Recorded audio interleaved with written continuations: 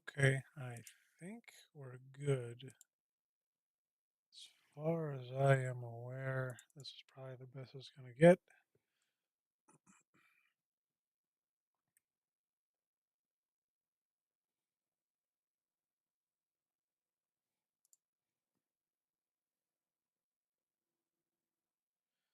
Yep, just fixing some stream stuff, but everything seems to be working. Um, Main thing I want to accomplish here is just do some security plus sys, uh, uh, sys 0601 studying and focus on the threats, attacks, and vulnerability section. So just going through some questions and seeing how far I get. Um, Question number one: what is a key characteristics of spear phishing attacks that makes them more effective than generic phishing attacks? Um, Spear phishing typically is aiming at um, like high profile targets. They're very aimed and targeted towards specific demographic. And phishing wise, I think phishing is more of a um, phishing is more of like a generic attack that you kind of can do in any scenario. Um, yeah. So best answer here is probably B. They personalize emails and personal info about the target. Basically, it's super targeted. You know who you're going for. Hence the term spear phishing. So I think the answer here is B. Yep, got it. Use personalized emails and personal information. Yep, it's more effective because they're more effective than generic phishing attacks because they personalize emails, personal information about the target to increase the chances of success by appearing more legitimate and relevant to the target. Spear phishing emails have higher likelihood of being opened and acted upon. So this was an easy one. Let's move on. What is the primary purpose of dumpster diving in the context of cybersecurity? I think the best answer here is let's see, recycle waste, search for useful information, physical damage the target's IT infrastructure, cause a public disturbance. Well, dumpster diving is just the essence of going to, the back alley or just into a dumpster and searching for useful information, such as passwords and credit cards. So that's the idea. Um, yeah. And the correct answer is B. Got that one. Easy. What is the primary purpose of surfing in the context of computer security? Um, this one is to obtain confidential information by observing the victim's actions. I think the answer is C. Yes. In essence, it's just kind of hovering over someone's shoulder or behind them and watching what they're doing, copying down their pins, passwords, things that they're writing about, emails.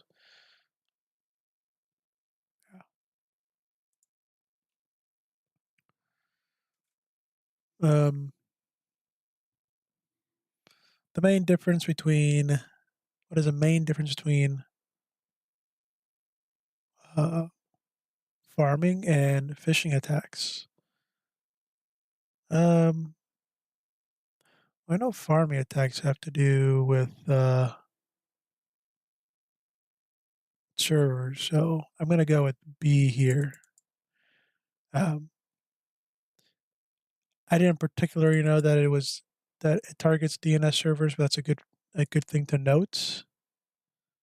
Farming does not rely on malware. Um, this would be untrue because uh, I don't know why you would just target a corporate business server, unless that's what the term means. But B seems like the right answer here. Yep, you got it. Um, yeah, this is a good part. While both farming and fishing are used for online identity theft, they target different entities. Farming targets DNS servers, and fishing targets individuals. What is tailgating in the context of social engineering attacks? Let's see here. Well, tailgating, following, right? Use our English skills here. So they follow someone closely to enter a restricted area without authorization. Answer here would be B, I believe. Let's move on.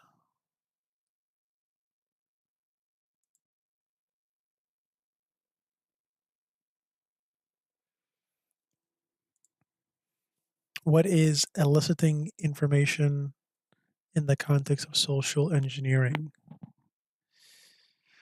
Uh,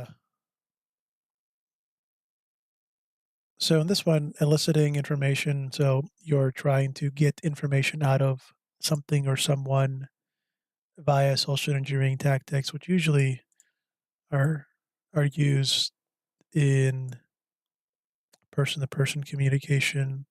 Can be used in other ways, but in this scenario, I think it would just be used to get someone to get someone um, get someone to provide sensitive information from you.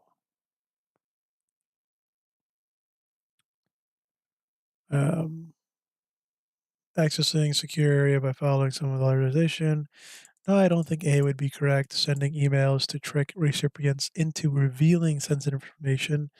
Um, well, tricking isn't exactly what eliciting does. It's more of like trying to just get as much as you can out of something, extracting information through normal and innocent conversations. Yeah, that's true.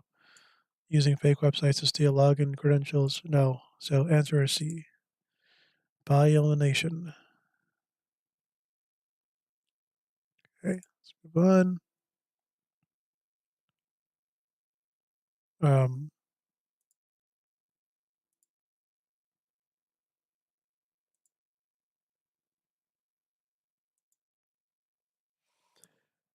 what is the primary difference between whaling attacks and CEO fraud? Uh, well, whaling attacks target senior executives, right? They target people higher up in the chain, hence the term whale, big fish. CEO fraud, let's see.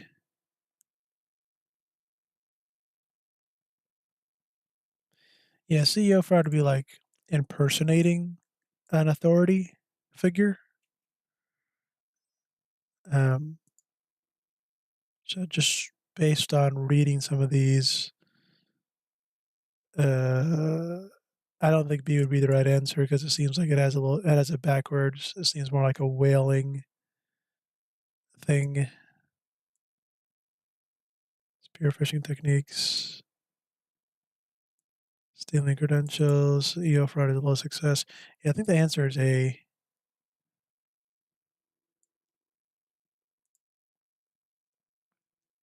Oh, answer is B. Okay, I got this one wrong. Involves sending out fake emails from senior executives. Okay, so let's see why were we wrong?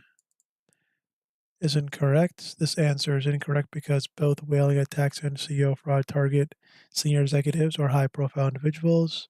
The main difference lies in the techniques used and goals of each attack. Got it. Okay. Um, and this one is correct because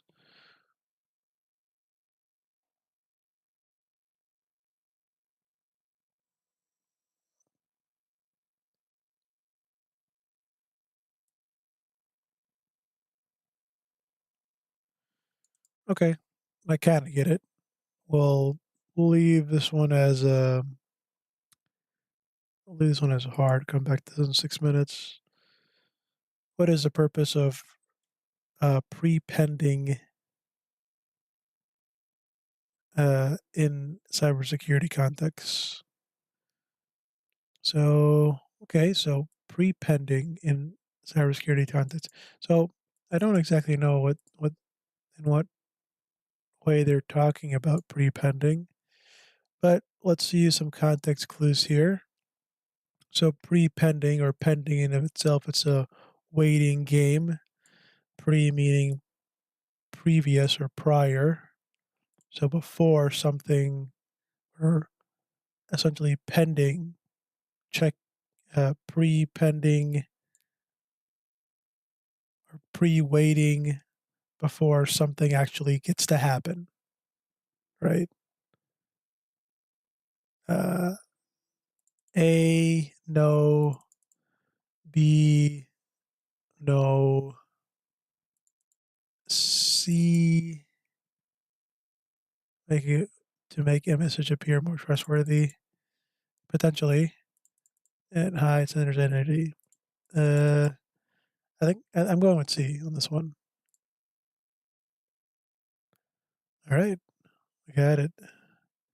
Let's get more details here.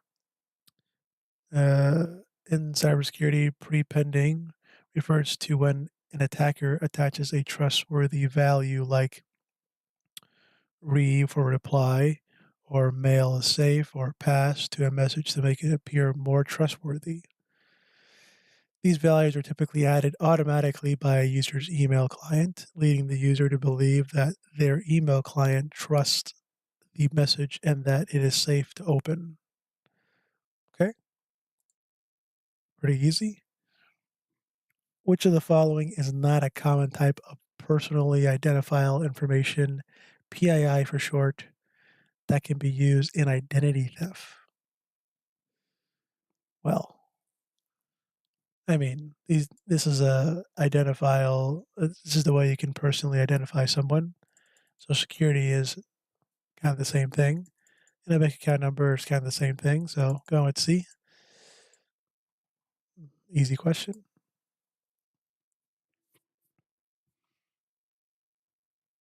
Which of the following best describes invoice fraud? Um,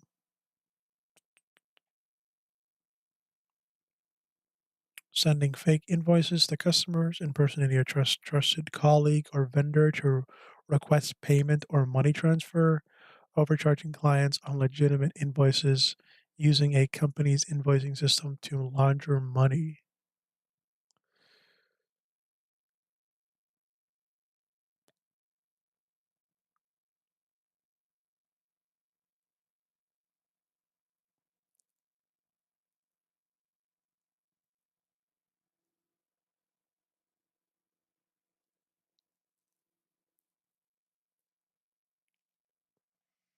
This one I'm having a little trouble with. I'm deciding between B and C.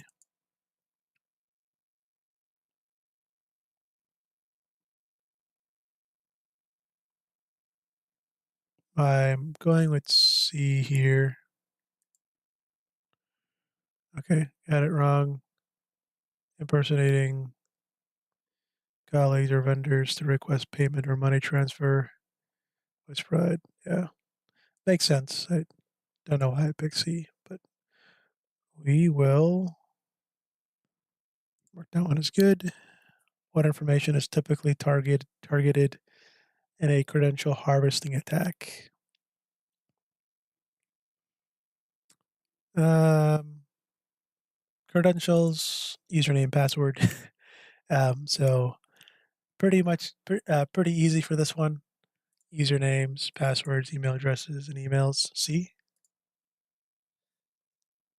All right, let's move on. What is the primary purpose of footprinting in the context of cybersecurity?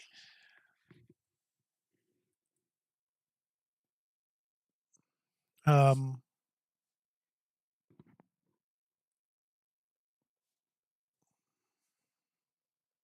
footprinting, leaving your trails behind, um,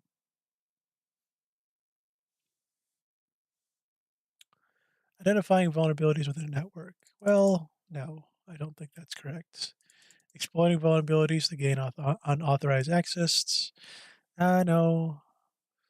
Gathering information about computer systems and their entities. Sounds correct. Launching a coordinated attack on multiple systems simultaneously. No. So this one sounds like a distributed denial attack, uh, but I could be wrong there. I think the answer is C. All right, let's move on. What is the what is a primary difference between virus hoaxes and computer pranks? Um, well, a hoax is something that's untrue, right? Using our English skills. Uh, so hoaxes spread through social engineering. Um, I don't know that, or I can't confirm that's true. Pranks spread through software vulnerabilities. Well, I don't think that's correct. Uh, Virus hoaxes contain real malware, while computer pranks are fake warnings. I don't think that's correct. Virus hoaxes are typically harmless and spread through social engineering, while computer pranks involve unwanted and annoying actions on a computer. And then this one is harmless, while the computer pranks cause serious damage. D sounds like the most plausible answer here. Okay, let's move on.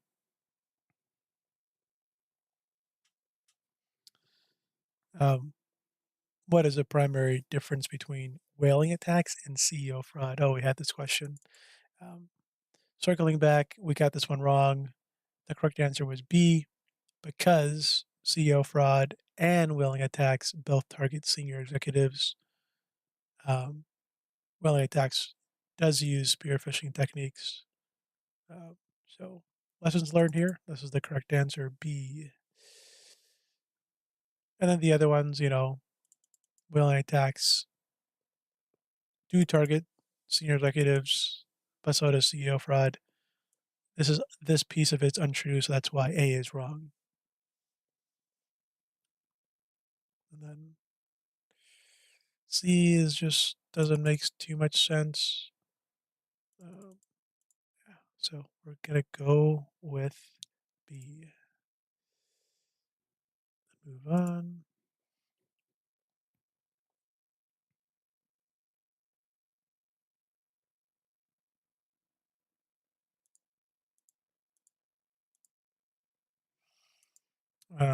What?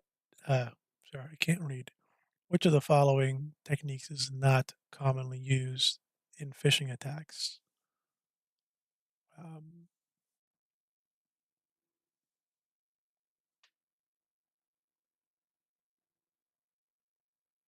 Creating a sense of urgency by threatening to close a victim's account. This is definitely a phishing tactic. Um, creating fear and distress, urgency. So that's something that's definitely a phishing tactic, or how phishing attacks would work. Using fake news articles to trick victims into clicking malicious links. This could also be true for phishing.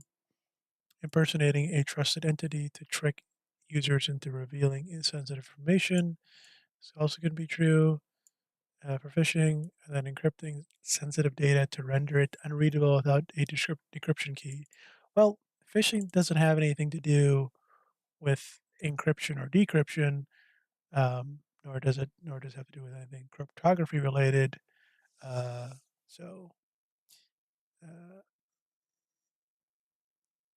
yeah, yeah. So I think the correct answer here is D, just by kind of elimination.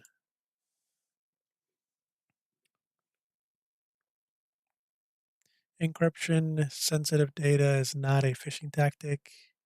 Yep, phishing often involves social engineering techniques to trick users into performing actions such as clicking a link or opening an attachment or revealing sensitive information. Let's move on. What is the primary strategy behind watering hole attack? I don't remember this one off the top of my head. I have seen it before.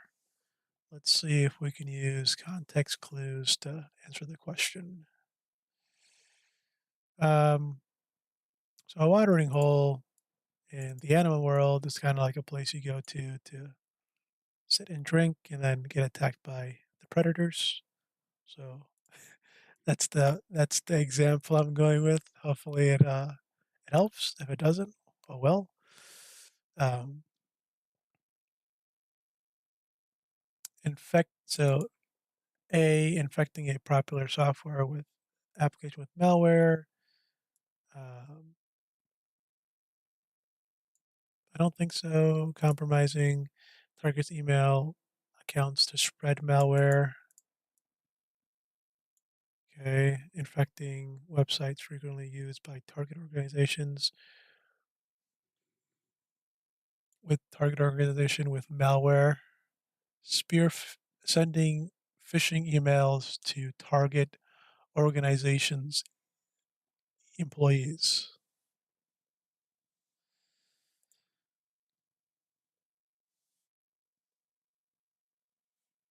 So don't have a correct understanding of this term. I'll have to read up on it. I'm going with C on this one. It just seems to fit that animal watering hole uh, thought I kind of had. Um, I'll go with C. All right, got lucky, but should should definitely read up on this. A watering hole attack involves an attacker identifying the websites an organization frequently uses, then infecting one or more of these sites with malware. The goal is to infect a member of the target group eventually.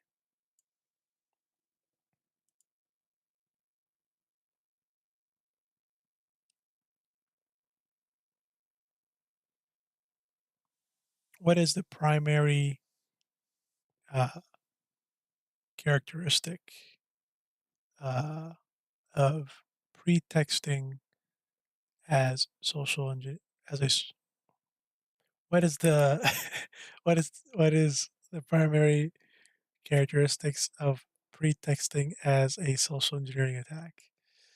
Um,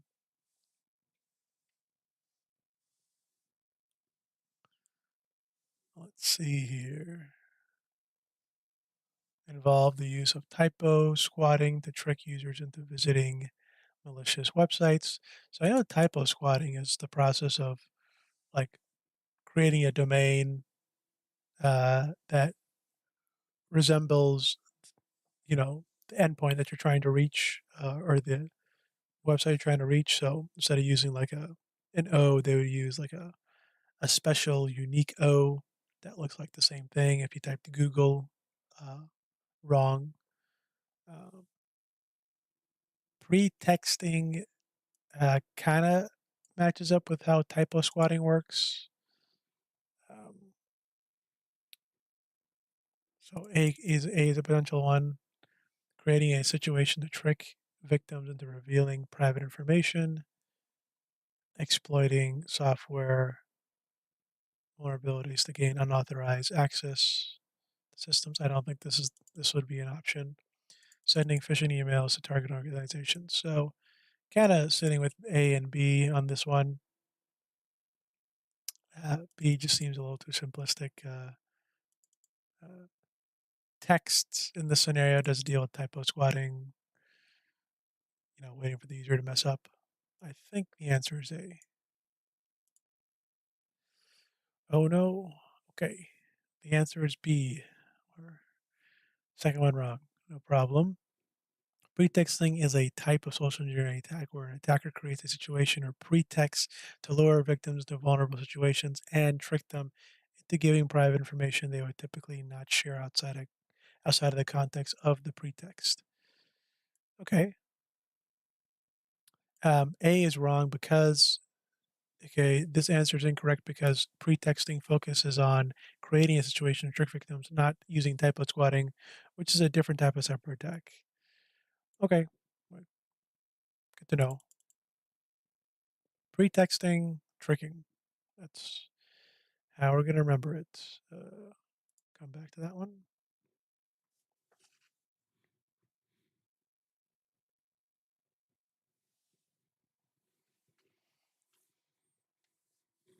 What factor primarily contributes to the uh, prevalence or prevalence of pretexting among social engineering attacks? What factor primarily contributes to the prevalence of pretexting among social engineering attacks? The ability to exploit software vulnerabilities, uh, the use of phishing emails to gather information, the manipulation of human behavior to gain access to information, reliance on typo squatting to redirect users. Well, this is a good follow up question. I think the answer is C, since typo squatting does not inherently relate to pretexting. So C sounds like a good answer here. All right.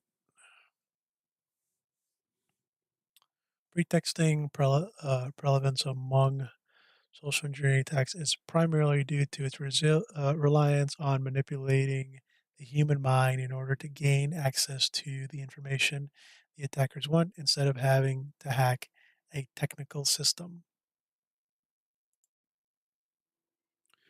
Which of the following best describe invoice fraud? Um,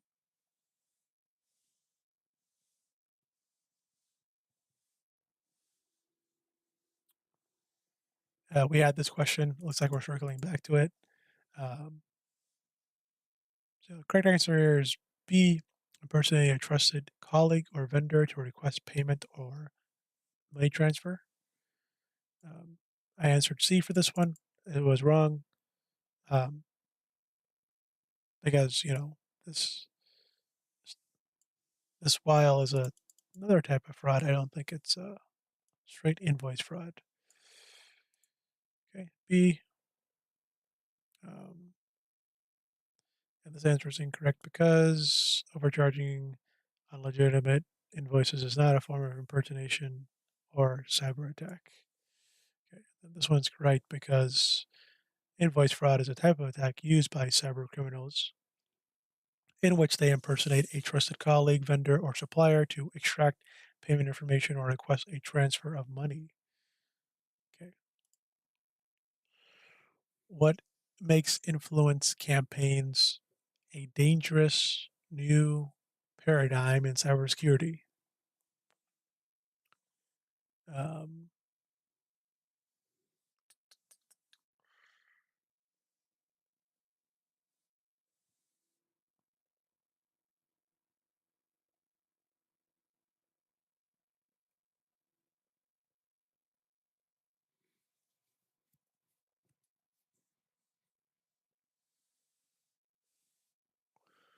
so I'm going with A here. I'm kind of using the influencer term or just influence in general. Influencing usually leads to like a large amount of people kind of joining the campaign or being a part of it or having their eyes on it. So very highly visible and it's easy to attribute. Um, this doesn't seem like the right answer because it's not really secretive due to the influence section portion of the question. Only target individuals, not businesses and governments. I mean, it can. So that's not true. They rely solely on traditional warfare techniques. Uh, yeah, I don't know about that one. I'm going with A. Okay, I'm wrong. Um, they are secretive, deniable. Okay, difficult to attribute and can severely influence public opinion. Oh, okay, okay. Influence campaigns are dangerous new paradigms in cybersecurity because they are secretive, deniable. Okay, yep. They can also significantly influence public opinion, making them a potent tool in hybrid warfare that combines traditional warfare techniques with hacking and influence campaigns.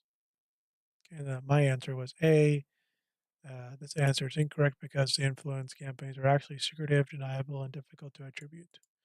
Yeah, I think I just read this question wrong, but yeah, uh, we'll try again in a couple minutes. How do bad actors simplify their influence campaigns using social media? How do bad actors amplify their influence campaigns using social media? By targeting only one social media platform? No, that wouldn't make sense. By creating multiple fake accounts, posting content on various sites, and relying on real users and mass media to spread the message. Yeah, that sounds like something they would do. By limiting their activities to traditional media outlets, by only using their personal account to post content. Yeah, I'm going with B.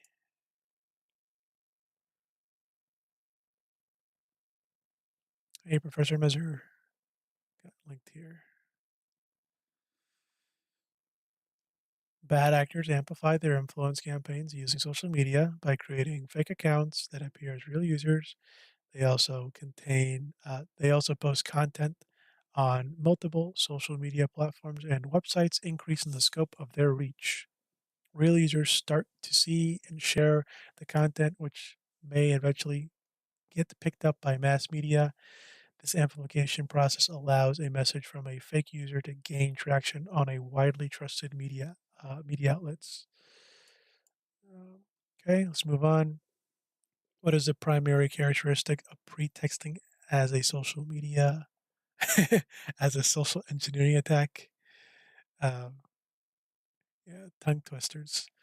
What is the primary characteristic of pretexting as a social engineering attack? I got this one wrong. Answered A. Correct answer is B, because pretexting usually leads into tricking the victim into revealing sensitive or private information.